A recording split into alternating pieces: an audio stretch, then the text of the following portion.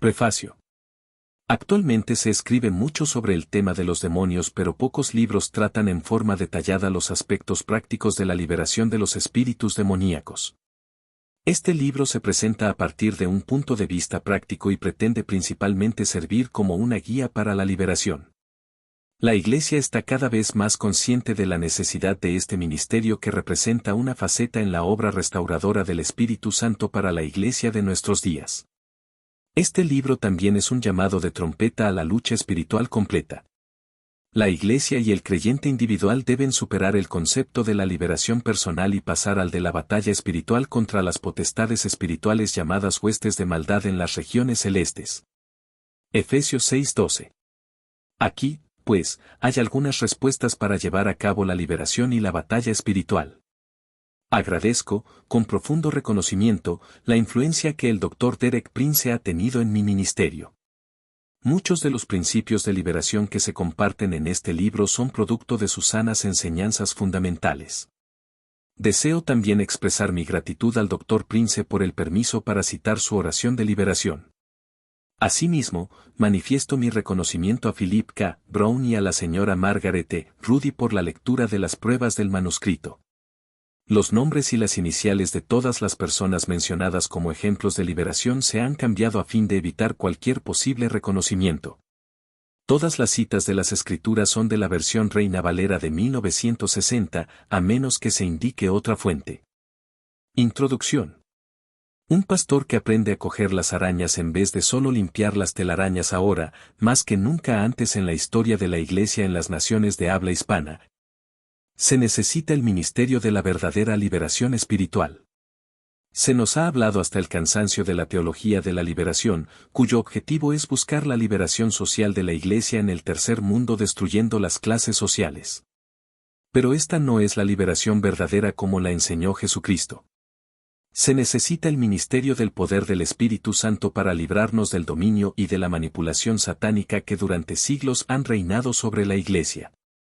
Como pastor misionero en Cali, Colombia, he invertido horas tras horas en consejo espiritual a miembros de nuestra Iglesia quienes no podían conseguir una verdadera liberación a través de la consejería.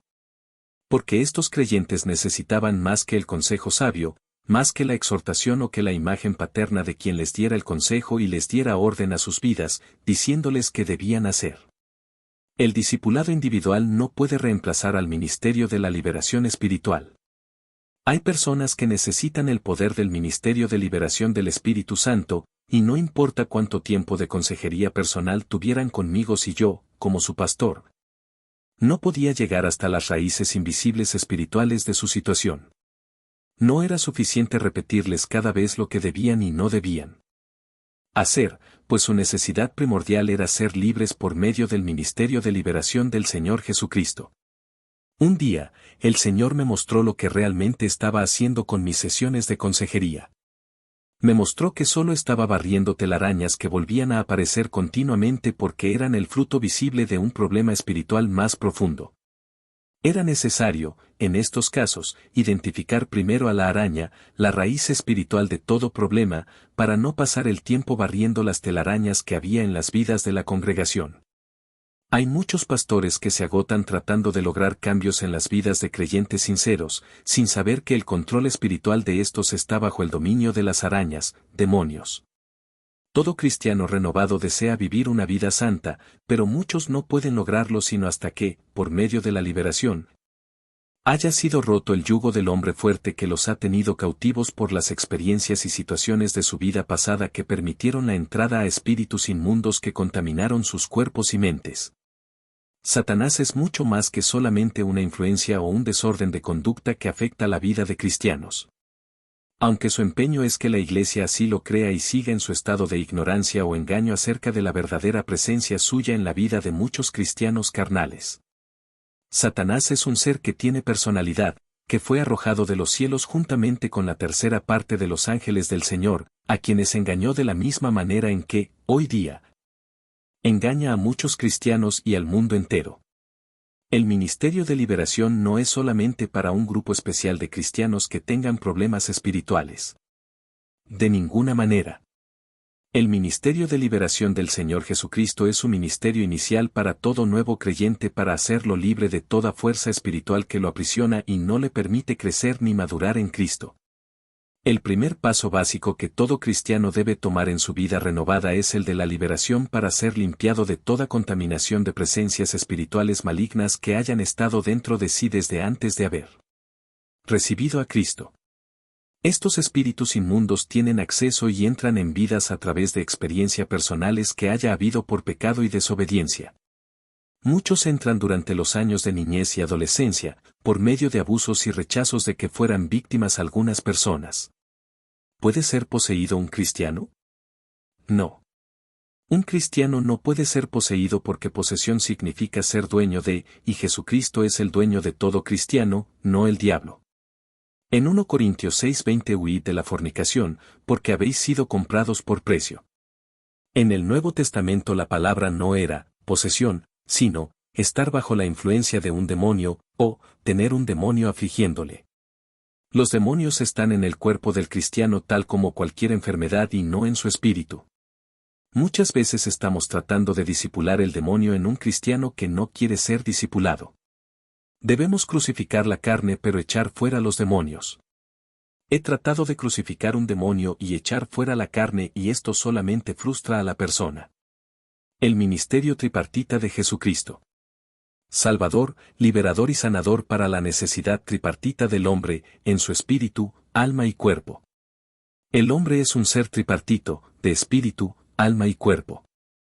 Por tanto, Jesucristo debe ministrar en cada una de estas tres dimensiones del hombre.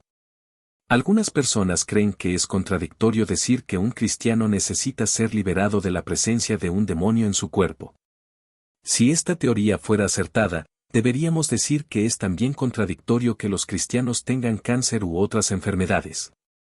Ya que en 1 de Pedro 2:24 la palabra de Dios declara que todas nuestras enfermedades fueron sanadas cuando nuestros pecados fueron perdonados.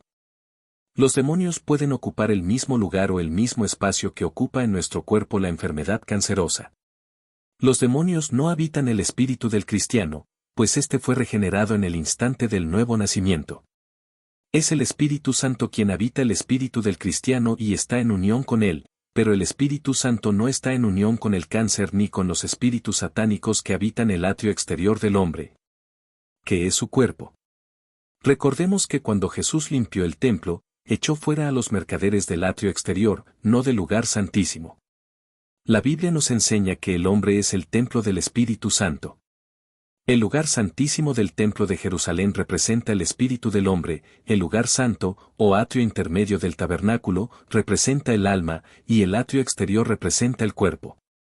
El hombre necesita salvación en tres dimensiones, espíritu, alma y cuerpo. Asimismo, el ministerio tripartita de Jesucristo suple esta necesidad del hombre. Regeneración, como nuestro Salvador, restauración del alma como liberador y sanidad del cuerpo, como nuestro Jehová Rafa. Jesús es el Salvador del espíritu del hombre por el poder de justificación y regeneración.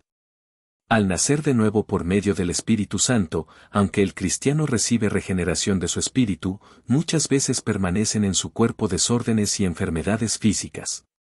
Jesucristo es el liberador del alma echando de allí demonios engañadores que residen en el cuerpo del cristiano y que obstaculizan y obstruyen el crecimiento espiritual del alma. Estos demonios impiden que el cristiano tenga control total sobre sus decisiones y pensamientos. En el alma están las funciones de la mente, las emociones y la voluntad del creyente y este es el campo de batalla de los demonios en la vida del cristiano. El Señor les reveló a los esposos Hammond que la esquizofrenia no es un desorden psicológico que se puede corregir con consejería o terapia. La esquizofrenia, según lo reveló el Señor, es más que una doble personalidad.